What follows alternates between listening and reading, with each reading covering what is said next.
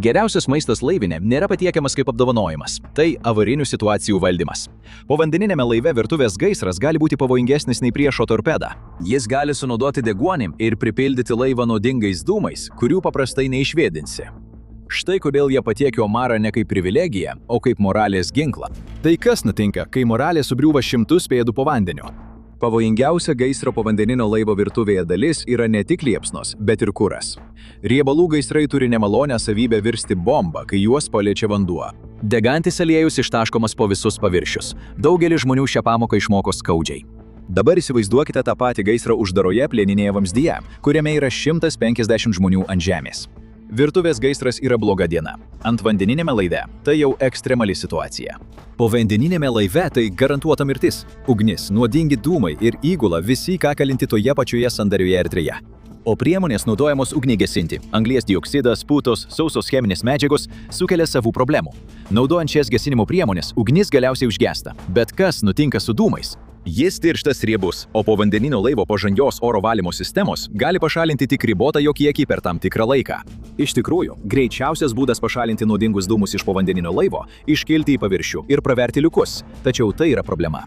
Visas balistinių raketų povandeninio laivo tikslas yra tas, kad niekas neturi žinoti, kur jis yra. Nei kiti povandeniniai laivai, nei palydovai, nei sonarų sistemos, nei priešas, nei kas nors kitas.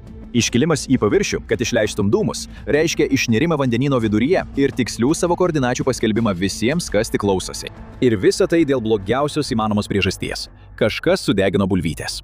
Tai yra kova dėl saugumo, kurią JAV karinis jūrų laivynas kovoja dešimtmečius kiekviename savo povandeniniame laive. Ir tai darosi dar keisčiau.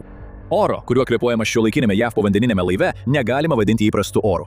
Mes kvėpuojame maždaug 21% deguonies. Povandeninių laivų įgulos nariai kvėpuoja oru, kuriame deguonies yra arčiau 19%, todėl jis yra retesnis ir šiek tiek lėtesnis. Ir tai padaryta tyčia.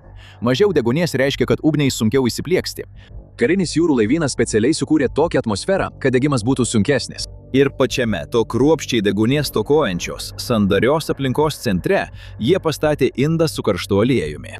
Daugelis žmonių nesupranta, kad povandeninio laivo meniu nėra sudaromas pagal mitybos principus. Jis sudaromas atsižvelgiant į galimas nelaimės. Kiekvienas prietaisas, kiekvienas receptas, kiekviena gaminimo procedūra egzistuoja todėl, kad viena klaida kambuzyje gali kelti grėsmę visam laivui. Tai kodėl tiesiog nesielgti saugiai, visko nesupaprastinti ir nepatiekti iš anksto supakuotų davinių be šilumos, be aliejaus ir be jokios rizikos? Na, karinis jūrų laivynas taip pat suprato, kad pavojus blogai maitinti žmonės yra toks pat realus kaip ir gaisro pavojus. Tik šis pavojus yra lėtesnis ir daug sunkiau pastebimas, kol dar nevėlu. Paklausinėkite aplinkui ir tikriausiai visi išgirsite tą patį teiginį, kad povandeniniuose laivuose yra geriausias maistas visose JAV ginkluotosiose pajėgose. Priklausomai nuo to, ko paklausite, galite išgirsti pasakojimo apie kepsnių ir omarų vakarus. Kitas povandenininkas gali tik pavartyti akis ir pavadinti tai valgyklos maistu, tik šiek tiek geresnių neįsivaizduojate. Abu šie dalykai gali būti tiesa. Neginčiamas yra pagrindinis faktas. Povandeniniai laivai yra vieninteliai karinio jūrų laivyno laivai, turintys giluminio kepimo gruzdintuvus. Dauguma to, kas išeina iš povandeninio laivo virtuvės, įskaitant duoną, picos tešlą, mėsainio paplotėlius ir net plakta grietinėlė, yra gaminama nuo nulio, o ne atkuriama iš sausų mišinių. Palyginti su alternatyva. Mėnesiais sandariai uždarytų skardinių ir liofilizuotų davinių – tai milžiniškas skirtumas. Nesvarbu, ar tai atitinka kokį nors įsivaizduojamą 5 žvaigždučių standartą. Įprastas paaiškinimas paprastas. Būti uždarytam po vandeniu, be saulės šviesos, be jokio kontakto su namais ištisus mėnesius – tai sunkus darbas. Kariuomenė negali veikti be maisto, todėl geresnis maistas yra atlygis už vieną sunkiausių darbų, kuriuos siūlo karinis jūrų laivynas. Tačiau ši teorija turi problemą. Atlygis yra malonus dalykas, bet jis nepateisina papildomos rizikos, kai $2 milijardų karo laive naudojamos atviros liepsnos, karštas aliejus ir ruošiami sudėtingi patiekalai. Taigi, jei atlygis yra tik pusė istorijos, kas yra kita pusė? Pradėkime nuo pačių jūreivių. Prieš povandenininkui net įžengiant į laivą, karinis jūrų laivynas jau būna praleidęs daugiau nei 2 metus jį mokydamas. Pridėkite slėginio pabėgimo treniruočių testus, psichinės sveikatos patikras, paskaitas ir simuliatorius. Ir karinis jūrų laivynas jau būna investavęs kelius šimtus tūkstančių dolerių į vieną jūreivį, nors jie dar net nepradėjo darbo. Visa ši investicija yra padaroma iš anksto. Didžioji dalis to įvyksta dar prieš kariniam jūrų laivynui sulaukiant bent vienos atsipirkimo dienos. Jei jūreivis neišlaiko, perdegia arba tiesiog nusprendžia, kad 3 mėnesiai vamzdyje jam neverti, visa tai prarastas laikas ir pinigai. O dabar padauginkite tai. O H klasės balistinių raketų povandeninis laivas turi daugiau nei 150 įgulos narių – jūreivių, karininkų, reaktoriaus operatorių, mechanikų, sonaro technikų ir kitų specialistų, kuriuos karinis jūrų laivynas mokė daugelį metų. Kartu jie yra verti $10 milijonų investicijų į mokymus ir patirtį. Jie būna uždaryti po vandeniu ištisus mėnesius, o jų kasdienybė retai kas praskaidrina, išskyrus kitą budėjimą, kitą valgį ir vėl kitą budėjimą po to. Balistinių raketų povandeninėme laive svarbu ne tai, kad žmonės būtų laimingi, svarbu juos išlaikyti tarnyboje. Nes kiekvienas jūreivis, nusprendęs nebetęsti tarnybos, kartu su savimi išsineša 6-ženklę investiciją į daugelio metų patirtį. Taip, kepsnių vakaras yra apdovanojimas, bet tai taip pat pigiausia draudimo polisas, kurią karinis laivynas gali įsigyti. Gero maisto teikiama moralinė nauda yra vertingesnė už jo gamybai reikalingos įrangos kainą ir keliamą pavojų. Tačiau jie vis tiek turi jį pagaminti. Kaip jie tai daro? Įsivaizduokite virtuvę, kuri yra maždaug tokio dydžio kaip didelė drabužinė, apie 3 metrus ant 4 metrų. Joje yra 2 konvekcinės orkaitės viena šalia kitos, mikrobangų krosnelė, gruzdintuvė, elektrinė keptuvė su lygiu paviršiumi, 2 dideli sriubos puodai, pramoninis maišytuvas ir tai iš esmės visas įrangos sąrašas. Nebent esate italas ir galite pagrįsti labai didelės espreso kavos aparatų įrengimą savo branduolinėme povandeniniame laive. Dabar įsivaizduokite tą virtuvę, kuri kasdien 90 dienų iš eilės ruošia 4 valgius per dieną, kiekvienoje pamainoje dirbant 2 virėjams. Branduolinėme povandeniniame laive nėra tokio dalyko kaip uždarimo laikas. Laivas veikia visą parą. Tai reiškia, kad įgula valgo visą parą. Pusryčius, pietus, vakarienę ir 4-ąjį valgį vidury nakties, vadinama mid-rats arba vidurnakčio daviniu tiems, kurie baigia budėjimą. Kiekvienas į tą spintos dydžio erdvę sugrūstas įrenginys veikia elektra arba garais. Nėra jokios atviros liepsnos. Tas vienas dizaino sprendimas išsprendžia 2 visiškai skirtingas problemas vienu metu. Pirmoji yra akivaizdi. Pašalinus atvirą liepsną, tai prasta nelaimė, kai virėjas paliko keptuvę per ilgai arba kažkas išsiliejo šalia degiklio, turi vienu būdu mažiau virsti katastrofa. Antroji problema yra ta, apie kurią tikriausiai net negalvojate. Degant dujoms propanui ar bet kam kitam, kaip šalutinis produktas susidaro anglies dioksidas. Ant Žemės tai nesvarbu. CO2 tiesiog išsisklaido atmosferoje. Jie iš esmės yra begalinė. Panardintame povandeniniame laive viskas kitaip. Įgula jau ir taip nuolat iškvepia CO2. Uždaroje povandeninio laivo erdvėje speciali įranga turi nuolat veikti, kad pašalintų CO2, kol jo lygis netapo pavojingas. Įrengus dujinę virtuvę, tyčia būtų sukuriama dar daugiau to paties dujų, kurių laivas stengiasi atsikratyti. Elektrinės viryklės šią problemą išsprendžia savaime. Po visų tuo slypi dar viena keista ironija. Povandeninio laivo kambuzas yra laive, kurį varo branduolinis reaktorius. Tai tas pats reaktoriaus tipas, kurį karinis jūrų laivynas svarstė naudoti kaip avarinį elektros šaltinį ištisiems miestams po to, kai uraganai išjungė jų elektros tinklus. Toks reaktorius pagamina daugiau nei pakankamai energijos konvekcinėms orkaitėms, maišytuvams ir viskam kitam kambuze. Tad gaminimas dujomis neišsprendžia problemos, o tik ją sukuria. Jūs pridėtumėte kuro šaltinį, kurio povandeninis laivas visai nereikalauja, vien tam, kad išvengtumėte elektros naudojimo, kurios jau ir taip yra per akis. Todėl jie atsisakė liepsnos ir įdegė elektrinius prietaisus. Problema išspręsta. Išskyrus vieną. Gruzdintuvė išgyveno visą šį pertvarkymą. Ji vis dar elektrinė, bet tai vienintelis įrenginys, kurį visiems kitiems laivams laivyne buvo liepta palikti. Karštam aliejų jūroje nereikia liepsnos, kad taptų pavojingas. Pakanka, kad jis per ilgai būtų per karštas ir niekas jo nestebėtų. Ir vis dėlto gruzdintuvė liko. Nes maistas, kurį jie gamina, yra pakankamai vertingas daugeliui žmonių, todėl laivynas nusprendė, kad rizika verta. Ta gruzdintuvė nėra vienintelis dalykas kambuzyje sukeliantis problemą, kurios niekas negali iki galo išspręsti. Net ir be jokios liepsnos, gaminant maistą 150 žmonių 4 kartus per dieną 2 mėnesius, atsiranda dar vienas šalutinis produktas, kuriam nėra kur dingti – kvapas. Povandeninis laivas neturi oro kondicionieriaus taip kaip jūsų namai. Jame yra oro valdymo sistemos. Taip yra todėl, kad oras povandeninio laivo korpuso viduje yra perdirbamas, o ne tiesiog atnaujinamas. Tas pats ribotas oro kiekis turi būti nuolat cirkuliuojamas tais pačiais ortakiais ir kvėpuojamas tų pačių žmonių visą laiką, kol laivas yra jūroje. Ir iš to oro niekas nepasišalina, įskaitant kvapą. Povandeninio laivo atmosferos kontrolės sistemos pagauna dalį to, kas sklando ore.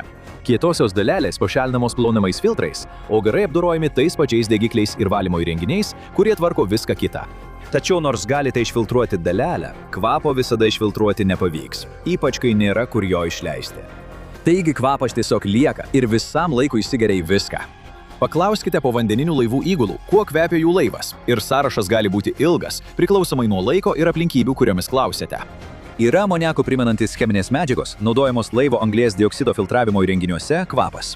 Dyzelinas ir hidraulinė alyva, kurie kai kurioms laivo dalims suteikia beveik automobilio kvapą. Virtuvė, ypač grūzdintuvė, kvepia karštu aliejumi ir kartais pridegusios duonos kvapu. Kitur tvyro ozono ir įkaitusios elektronikos kvapas, silpnas laivo nuotekų sistemos dvelksmas ir žinoma įgulos nariai, kurie prausiasi gerokai rečiau nei turėtų. Šie kvapai įsigeria į viską ir lengvai neišsiplauna net per atostogas. Povandenininkai tai vadina povandeninio laivo smarve, dvoku arba tiesiog laivo kvapu. Povandeninio laivo smarvę sunku apibūdinti, nes techniškai tai visi kvapai vienu metu. Bezdalai, kūno kvapas, blogas burnos kvapas, ozonas, aminai, maisto gaminimas, kepimas, šiukšlės ir lėtai susikaupęs daugiau nei 100 žmonių gyvenančių uždaroje metalinėje vamzdyje tvaikas. Vienas technikas, dirbęs maždaug 20 povandeninių laivų, amerikietiškų ir britiškų, sakė, kad kiekviename jų buvo tas kvapas. Jis šiek tiek skiriasi priklausomai nuo laivo, bet niekada nebuvo taip, kad jo nebūtų. Šie kvapai persismelkia į tavo plaukus, drabužius ir odą. Jie lengvai neišsiplauna. Kai kurie sako, kad jie išlieka net kelias savaitės pasibaigus patruliai.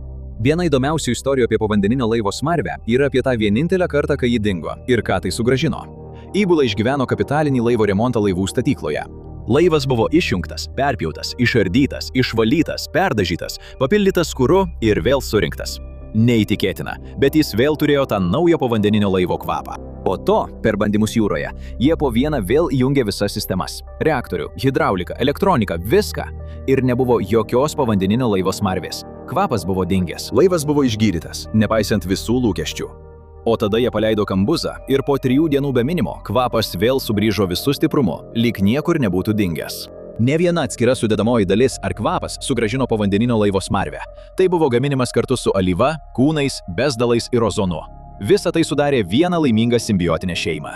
Gaminimas buvo tik paskutinis ingredientas, tas, kuris užbaigė receptą. Tai mums kai ką pasako. Povandeniniame laive kvapas yra tarsi būsenos ataskaita. Jei jaučiamas kambuzo kvapas, vadinasi, jis atlieka savo darbą. Dar viena sistema griežtai kontroliuojamoje ekosistemoje, kuri palaiko visų gyvybę po vandeniu. Tačiau vos tik kambuzas pradeda veikti, prasideda kažkas kita – lenktynės su laiku. Prieš šiam laivui išplaukiant iš uosto, į jį pakraunama 22 000 kiaušinių, 800 svarų sviesto, 500 svarų kavos, 18 000 svarų šaldytos mėsos ir 20 000 svarų konservuotų produktų. Įgula sunaudos tai maždaug 200 svarų mėsos per dieną greičiu ištisus 3 mėnesius. Visas tas maistas turi būti kažkur laikomas, o povandeniniame laive kažkur reiškia visur. Koridoriai bus užversti maisto dėžėmis, sukrautomis iki kelių, ant kurių uždėtos faneros lentos, kad žmonės galėtų vaikščioti. Pirmasias kelias patruliavimo savaitės povandeninio laivo koridoriai tampa sandėliuku. Tu tiesioginė prasme vaikštai ant vakarienės. Sandėliukas turi savo atgalinį laikmatį. Pirmasias kelias savaitės, kai povandeninis laivas išplaukė, gyvenimas atrodo puikus. Yra gausių šviežių vaisių ir daržovių, tikro pieno, tai artimiausia normaliam virtuvės gyvenimui, ką šiame laive galima patirti. Visi turėtų tuo mėgautis, kol tai trunka, nes ilgai tai nesitęs. Nuo 3 savaitės šviežio pieno nelieka. Jį pakeičia ilgai išliekantis pakaitalas tiekiamas iš įtaiso, kurį povandenininkai praminė plastikinę karvę. Šviežią mėsą ir daržovės pakeičia šaldyti produktai. Šis etapas trunka kelias savaitės. Tai nėra prabangu, bet išgyventi galima. Maždaug 9 savaitę prasideda miltelių era. Gausu miltelinių kiaušinių ir pieno. Viskas iš skardinių. Viskas atkuriama vandeniu. Šiuo metu aštrus padažas tampa įrankiu, o ne pagardu. Tai galbūt vienintelis dalykas skiriantis jūreivį nuo lėkštės maisto, kuris visiškai neturi skonio. Šie vienas įrenginys toje spintos dydžio virtuvėje, priešingai visai logikai, tampa vienu svarbiausių aparatų visame laive – minkštų ledų aparatas. Povandenininkai jį vadina autodok. Taip yra todėl, kad minkšti ledai iš aparato išteka ilgomis susuktomis juostomis. O jūreiviai nusprendė, kad tai atrodo kaip, šuo atliekantis savo reikalus. Karinio jūrų laivyno humoras. Per daug apie tai negalvokite. Svarbiausia tai, kad kai tik šviežias maistas dingsta, tas ledų aparatas tampa būtina laivo įranga. Karinis jūrų laivynas iš tikrųjų turi tyrimų laboratoriją, kuri iš dalies skirta tam, kad šie aparatai veiktų. Inžinieriai Massachusetts'e skiria laiko kurdami geresnės valymo sistemas ir skonio priedus laivo ledų aparatui. Ir taip yra todėl, kaip jie patys sako, viskas priklauso nuo įgulos nuotaikos, kai tik įlipi į tą laivą. Kažkur gynybos tyrimų biudžete yra eilutė skirta minkštiems ledams. Tai pasako viską apie tai, kaip rimtai laivynas į tai žiūri. 9 savaitę šviežias maistas jau tik prisiminimas. Ryškiausias skonis kiekvieno lėkštėje – tabasko padažas. Ledų aparatas saugomas su tokiu pačiu skubumu, kaip ir įranga valanti orą, kuriuo visi kvėpuoja. Šį laivą varantis branduolinis reaktorius teoriškai galėtų veikti 20 metų be papildomo kuro, kartais net ilgiau. Pati povandeninė valtis, kalbant apie inžineriją, galėtų išlikti panirusi beveik neribotą laiką. Tačiau visa tai neturi reikšmės, nes tikrasis šio $2 milijardų vertės sunkiai aptinkamo ginklo apribojimas yra maistas. Tai yra, kiek ilgai žmonės gali išgyventi miltelinio maisto etape, kol kažkas turi priimti sprendimą. Kitaip tariant, šiuolaikinis povandeninis karas galiausiai priklauso nuo maisto atsargų. Ir čia atsiranda psichologinis programinės įrangos pataisimas. Tyrėjai tiriantys žmonės ekstremalioje izoliacijoje pastebėjo kai ką keisto apie žmonės, kurie dirba povandeniniuose laivuose, Antarktidos tyrimų stotyse ir Mėnulio misijose. Nesvarbu, kiek trunka misija – 2 mėnesiai ar 2 metai. Yra tam tikras momentas, kai žmonės pradeda palūžti, ir jis visada būna maždaug toje pačioje vietoje – 3-ame ketvirtyje. Vienas tyrėjas sakė, kad 3-ojo ketvirčio fenomenas yra tas momentas, kai pagaliau matosi pabaiga.